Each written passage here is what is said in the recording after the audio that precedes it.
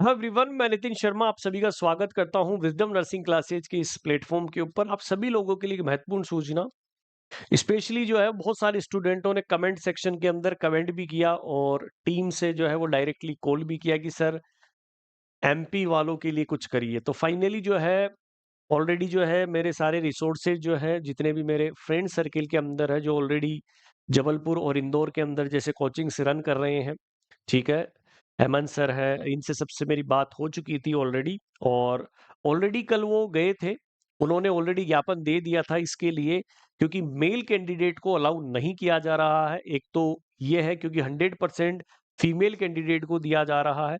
जिस तरीके से नॉर्सेट के अंदर 80-20 का रेशियो रख दिया गया, लेकिन वहां पर 80-20 के अलावा यहाँ तो कुछ रखा ही नहीं। तो एक इन्होंने जो अपनी मांग रखी गई थी, वो एक मांग ये रखी थी कि जहां पर महिलाओं के साथ में मेल को भी मौका दिया जाना चाहिए। सेकंड, बहुत सारे ऐसे स्टूडेंट हैं जिन्होंने जीएनएम कर रखी है। जब एक बात ये है कि जब जीएनएम कैंडिडेट करेगा तो ऑब्वियसली ये तो बात है कि वो साइंस के बैकग्राउंड से नहीं होगा। यदि साइंस के बैकग्राउंड से होगा तो वो बीएससी नर्सिंग करेगा। जब आपने जीएनएम कैंडिडेट को आपने अलाउ ही नहीं किया, तो इसका मतलब जीएनएम करवा क्यों रहे हैं फिर? और करवाए हैं तो सर आपने पीसीबी मतलब फिजिक्स केमिस्ट्री बायोलॉजी साइंस वालों को इंक्लूड कर दिया। तो इसका मतलब बीएससी वालों के साथ साथ में जीएनएम वालों को भी ऐड किया जाए, साथ में उसी की यहाँ पर एंट्री करी जाए, साथ में इक्वली जो है वो मेल कैंडिडेट को भी मौका दिया जाना चाहिए। कोई ऐसा नहीं है कि पूरी फीमेल्स की कैंडिडेट की सीट्स हो।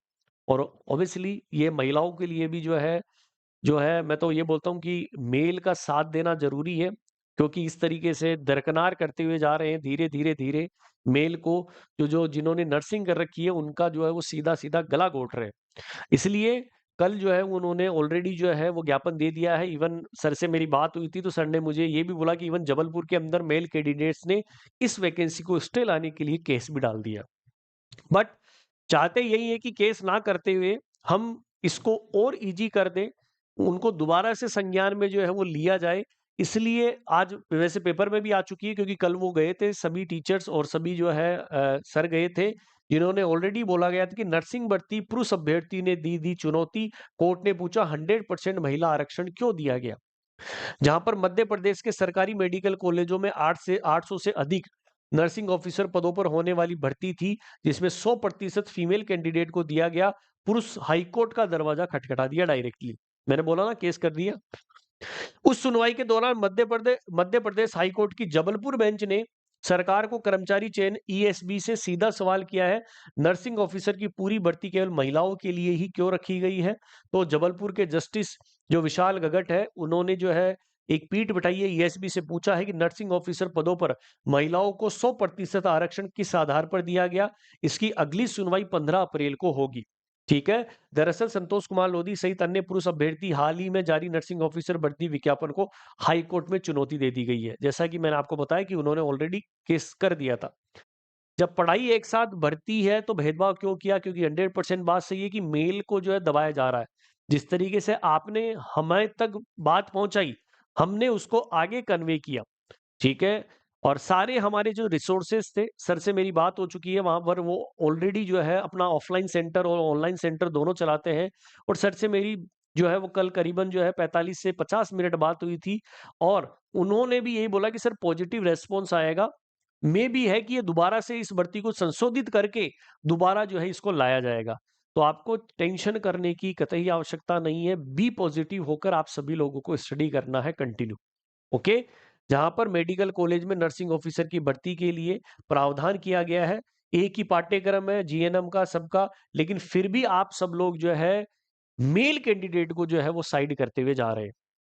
तो आपको चिंता नहीं करनी है दोस्तों, हमारी तरफ से पूरा प्रयास रहेगा आपको हर एक चीज के लिए हर एक सुटेबिलिटी प्रोवाइड कराना, क्योंकि ये आप सभी का नहीं, ये हमारी भी नैतिक जिम्मेदारी है। हो सकता है कि कोई भागने की कोशिश करे, लेकिन हम भागेंगे नहीं, आपके साथ है। बस आप जो है शांतिपूर्ण तरीके से बात अपनी पहुंच चुकी है। अब जल्द ही इसके अंदर संशोधन होकर आने वाला है। जल्द ही जो भी अपडेट होगा, ठीक है, वो लेटर क्या था, वो लेटर का भी मैं वीडियो जो है डाल दूंगा कि उस लेटर के अंदर क्या-क्या पॉइंट्स रखे गए थे सर के द्वारा। वो सारी चीज मैं आप सभी तक शेयर कर दूंगा नेक्स्ट वीडियो के अंदर। लेकिन आपको चिंता नहीं करनी है, अपनी पढ़ाई को कंटिन्यू रखना है, specially female candidate, male candidate का साथ दीजिए। आपसे हम्बल रिक्वेस्ट है, क्योंकि इनका भी परिवार है, इनका भी भविष्य है, इसलिए आपसे हम्बल रिक्वेस्ट यही है कि आप चिंता ना करें, आपके साथ सभी चीज़ें जो है वो सही होगी।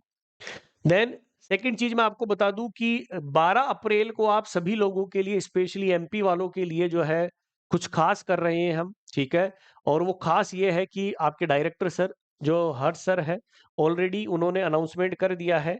2 नई फैकल्टीज़ आप सभी लोगों के लिए लेकर आ रहे हैं, जो आपको specially MP group 5, MP PAB, नॉटसेट, इन तमाम जो सेंट्रल और स्टेट गवर्नमेंट की एग्ज़ाम होती है, साइकेट्रिक और फंडामेंटल के लिए, जहां पर बहुत सारे अब क्वेश्चंस आने लग गए हैं, तो नई फैकल्टी रिवील होने वाली है, जो कितनी तारीख को रहेगी मैं आपको फिर से रिमाइंड कर देता हूं।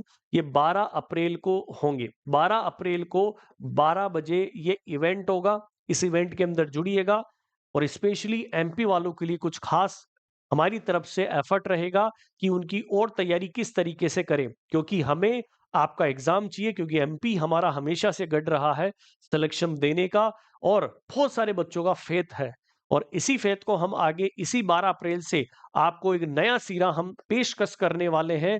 तो 12 अप्रैल को 12 बजे जुड़ना मत भूलिएगा, विजडम नर्सिंग क्लासेज के यूट्यूब चैनल के ऊपर। टेंशन नहीं करनी है, आप भी कैंडिडेट सभी लोग अप्लाई करेंगे, बस वेट कीजिए, जल्द ही संशोधन हो जाएगा। ओके, सभी को ऑल द बेस्ट।